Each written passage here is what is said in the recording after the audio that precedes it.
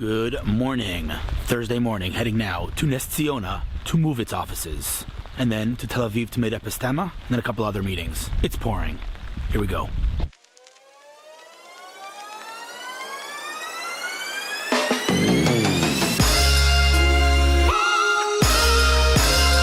Made it to Nes Ziona, heading to Moovit. If you're not familiar with Moovit, it's like probably the most successful consumer app in Israel. Hundreds of millions of users, I think. You'll hear more soon. I'm meeting my boy, Yovav Meydad, if I could find the elevators, that is. I think he's VP Marketing. Before that, he was a VP Product. He's been in the industry here for quite a long time. I think I've known him for over a decade. Very impressive dude. Moovit's a crazy company. Pumped to catch up. I think to design a parking lot, the skills you need is to be horrible at user experience. Totally confusing, this place. Still looking for Moovit.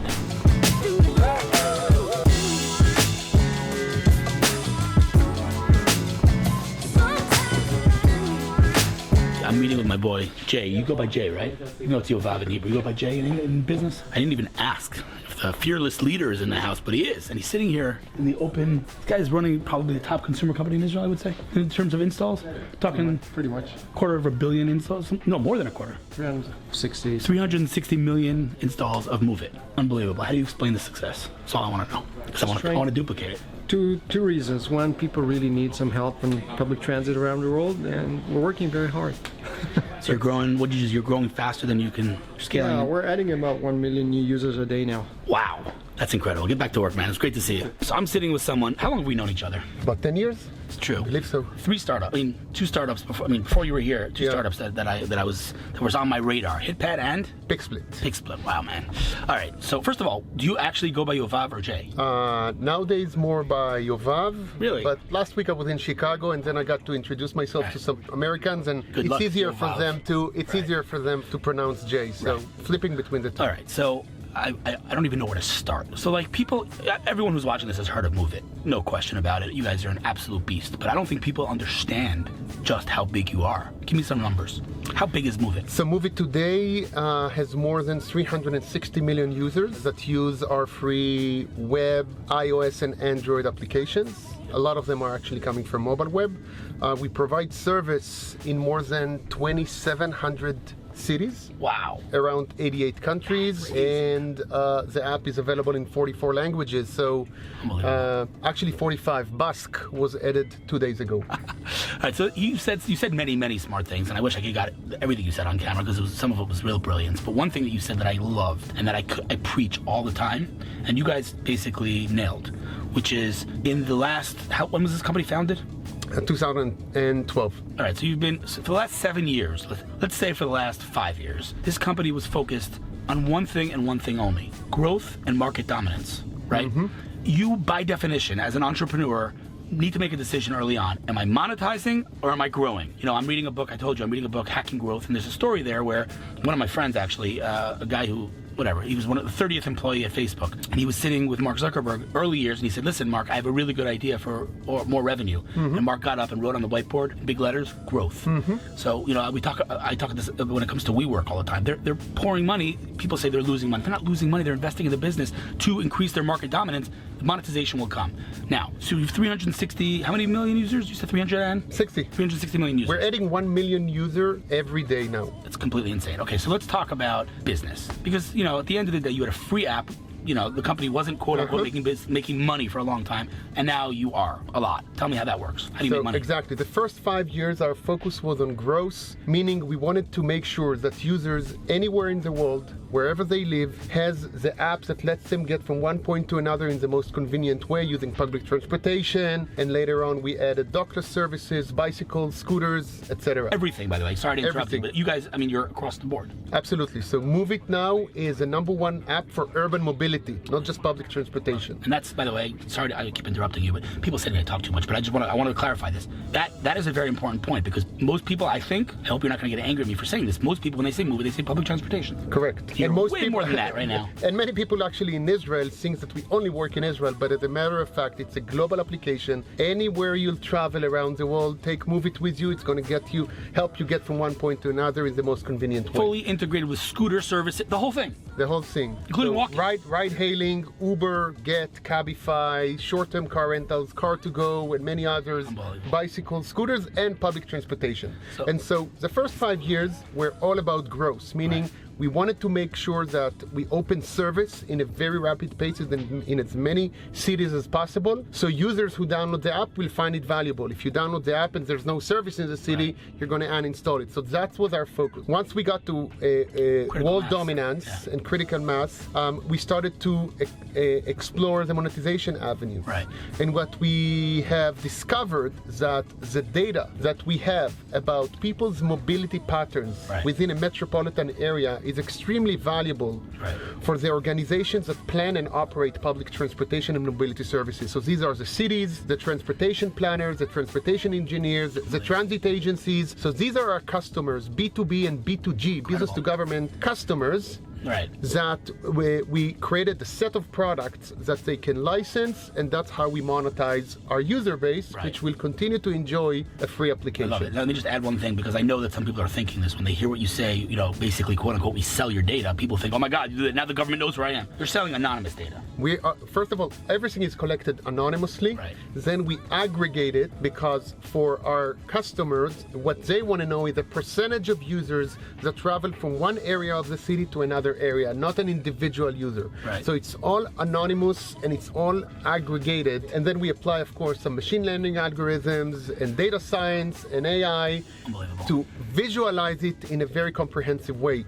You need to understand, we are able to tell the transportation planners, for example, how does we do what we call a line report, the ridership on a specific line, the load factor, where most people actually board and where do they disembark. So if you, as a transportation planner or the transit agency, want to really understand what's going on in your network, Moovit Urban Mobility Analytics, this product is key for your success. Okay, so there's so much unique about this company, and for the sake of my viewers' ADD and your hard stop, which is 4 minutes. 4 minutes. There's one thing that really stood out to me, and that is the community-based data. And basically you guys activated the community at a level that's, to me, even as a marketer, it's mind-blowing. Tell me about that. Sure. So actually, in 2013, when we were just starting to expand our services to different places around the world, we were very small. We were about 20 team members. And one of the things that we realized, we need to tap to the wisdom of the crowd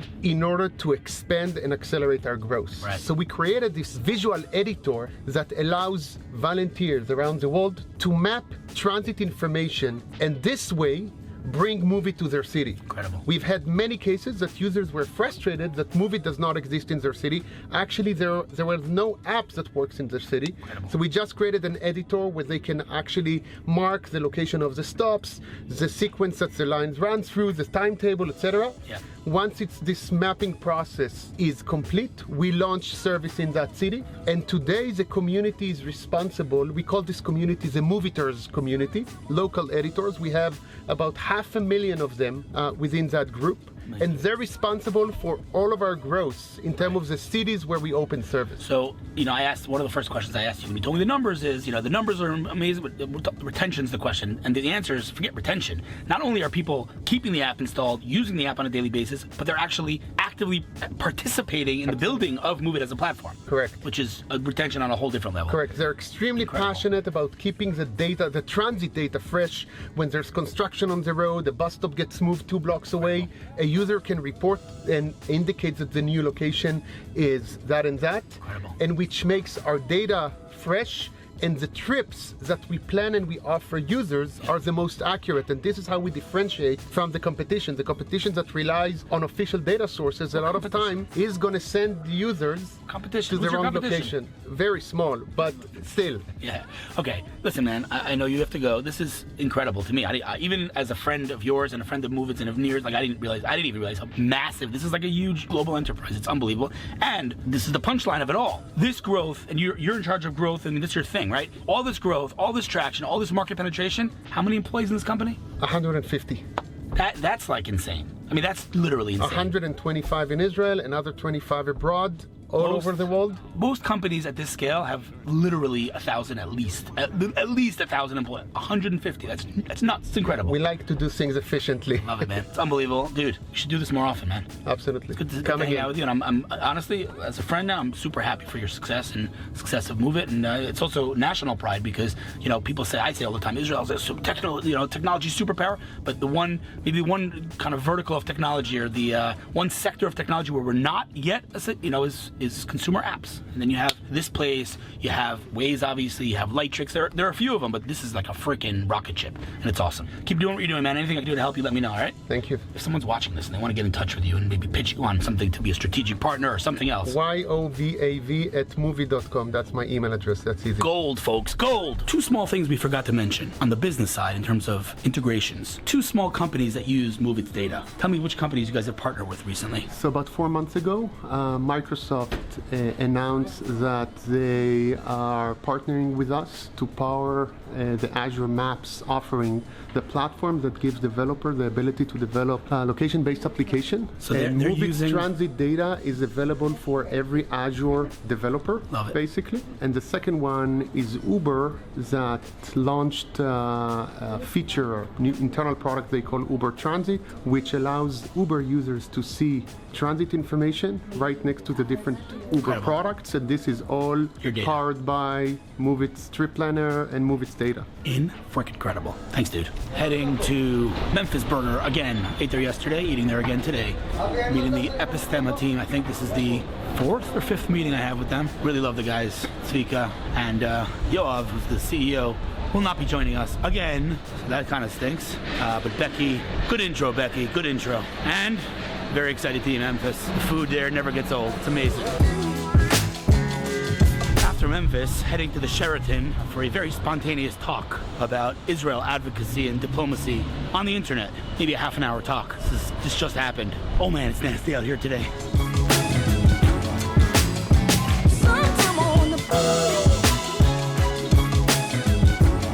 Just made it. 2:30 is my talk. It's 2:26.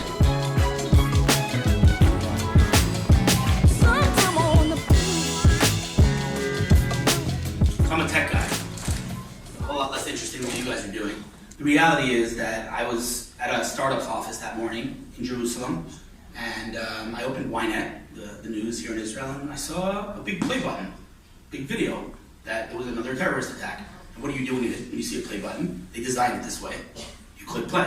So I clicked play, and I watched this video of a terrorist stabbing a big dude, in a main artery in his neck, and this dude then turning around, chasing him 60 meters, jumping over a wall, and getting down in the shooting position and shooting the guy. And I was like, wow, who is this guy? Can I say badass? He's badass, right?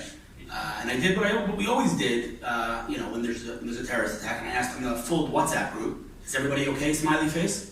And I got a phone call from Donnie, who's one brother older than Ari, and the words that he said to me, the 2 words, I think are, I don't know how old you guys are in this room, but if you remember burning discs, burning CDs, it's burnt in my brain forever. Those 2 words that he said to me, it's Ari. I was like, what? It's a shock to your system, right? Because we all maybe know someone who was affected, but how many of us really were affected? How many of our family members were killed in a terrorist attack? I was like, it's Ari? What's Ari? What are you talking about? And then I was like, okay, that guy just ran 60 meters. Okay, that's Ari. Of course it's Ari. So I, obviously dropped everything. I ran to the hospital. That in and of itself a miracle that I made it to the hospital because I was driving obviously like a complete maniac. But that's normal in Israel.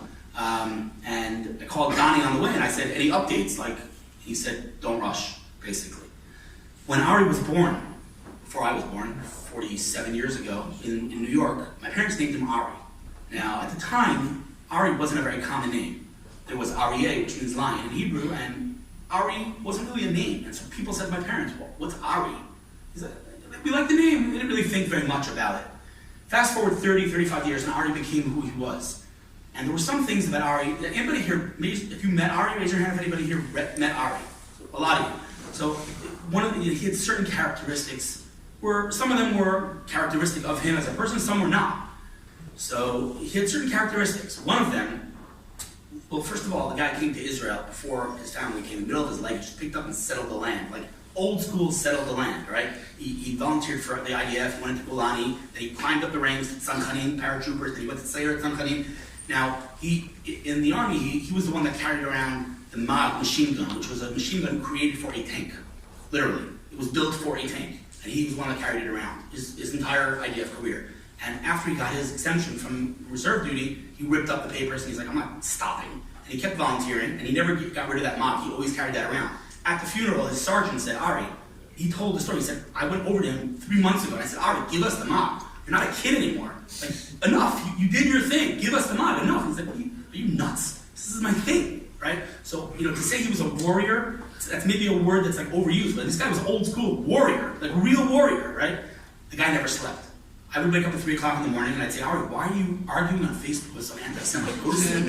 What are you doing? You're not convincing him. So number one, what he taught me after his death was that it's not about convincing that guy, it's about the 10,000 other people that are watching that dialogue. Because I'm telling you, I've gotten hundreds of thousands of people that have reached out to me in one way or another saying, I am in Israel because of Ari. I am religious because of Ari. I converted because of Ari. And it wasn't about that person, it was about everyone else watching. But I'll tell you one thing for sure. One thing for sure.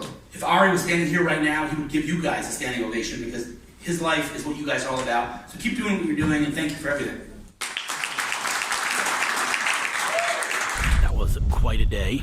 A lot of ups and downs. That last event was quite emotional. I have a meeting now with Touro University, California to talk Silicon Valley and healthcare. Some really cool stuff going on over there on campus. And then this evening going to a Mordechai Shapiro concert, who is probably one of the most talented Jewish singers, and I have a slight man crush on him. He sent me tickets for the event, so I'm bringing the whole family, and it's going to be a lot of fun. Great way to start the weekend. This weekend, actually, I'm going to Jerusalem. Will not be bringing the camera, but I am going to give a talk over the weekend at an amazing organization called Shalva. It's a special needs organization, and big fan of them. You might have heard of them because they almost won the contest to make it to the Eurovision, but that's a topic for another time. Either way, look up Shalva. I'm there for the weekend. Pretty pumped about that, and next week's going to be back-to-back, basically, Sunday to Thursday. See you then.